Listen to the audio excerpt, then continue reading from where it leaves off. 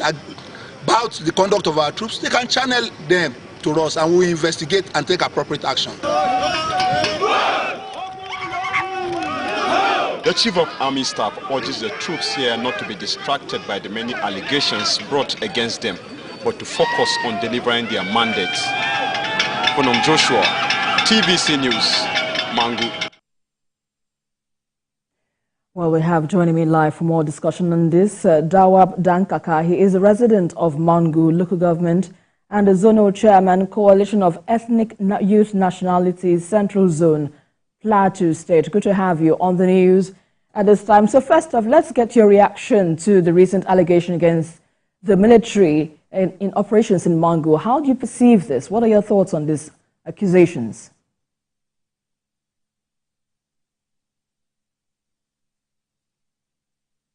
All right, it seems we're yet to establish contact with our resource person. Let's quickly move on to our next available guest, who is a security expert, Executive Director, Global Peace and Life Rescue Initiative, Melvin Ejeh. Good to have you on the news at this time. So let's get your perspective on these accusations against military operations in Mangu. Talk to us about the impact of the broader implications of the security dynamics in the region. What do you make of this? Thank you for having me. Thank you, TVC, and good evening, Nigerians. For me, the allegation is actually very baseless, senseless, and spurious at this point in time where the Nigerian military are on top of their game, trying to change the game against insecurity in Mangu and other local government in Plateau State. My appeal to the Nigerian military, just like the Chief of Army Staff said, they should not be deterred by this baseless allegation. They should not be deterred by this allegation that have no meaning and no foundation in the action of peace in Nigeria.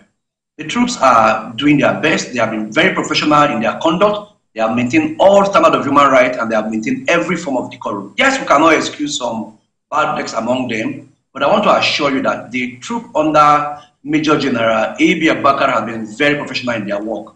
Such allegations can be demoralizing. Such allegations can actually dampen their morale. But my appeal to them is that they must be focused. They must carry their duty professionally.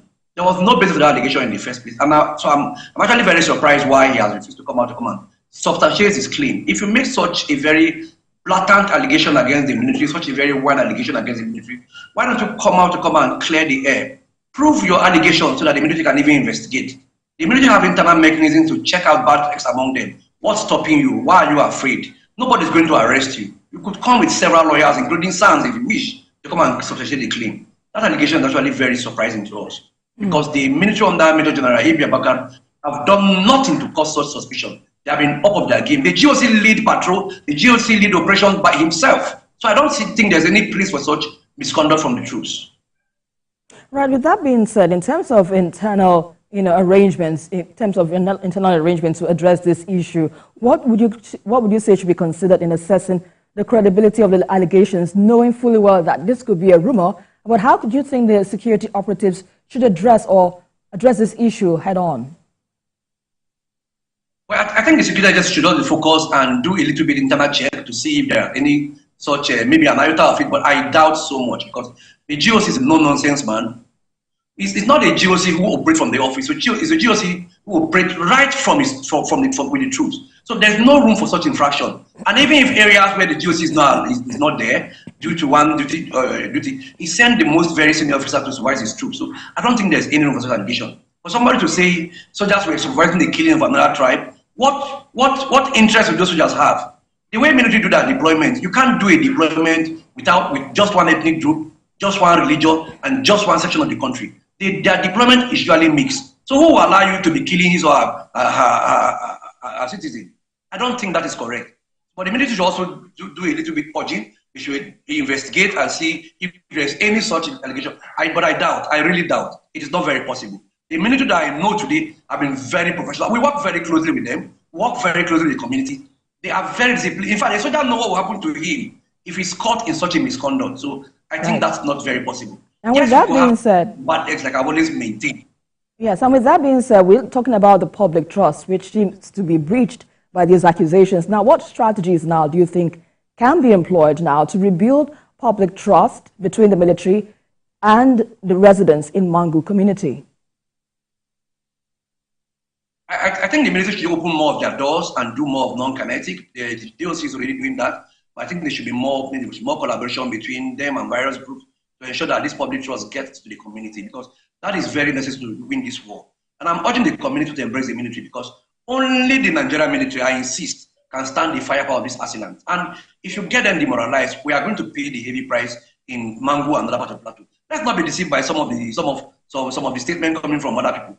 Only the military can withstand this war. It is very clear. The firepower this assailants come with, I assure you that if the military leave that community, we may not have that community again. And that's what I'm wishing for. The military must open their doors. They must organize programs to build this public confidence. They must give room for explanation. They must give room for people to be able to assess them so that this public confidence can return. All right, Executive Director, Global Peace and Life Rescue Initiative, Melvin Ejeh. We appreciate your insights on the news at 10 this evening. Thank you very much. Thank you for having me.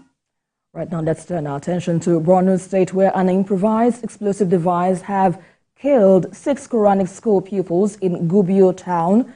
The IED, which was mistaken as metal scrap, detonated when a scavenger unknowingly collected and stored various metallic items in a building close to Sangaya School. Some other persons also sustained various degrees of injuries, and the images of the incident are graphic and cannot be put on television. Gubio town is about 97 kilometers away from Maiduguri, the Borno State capital. Well, our correspondent Jesse Tafida joins me now for more updates on this developing story. Jesse, what more are you hearing about this latest news, and how do you think this item got its way to that vicinity? What are you hearing? We've lost connection with our correspondent live for us from Borno. As soon as we have established contact with him, we'll bring you more updates on that story. Now, let's quickly take you back to Plateau, or well away from Plateau, rather. The federal government says it will be investigating allegations of corruption and oil theft against the Chief of Naval Staff. The Minister of State for Defense, Bello Matawale, assured that the administration of President Bola Tinubu has zero tolerance for corruption in the public service. Sifo Nessian has more on this. The publication by this online news platform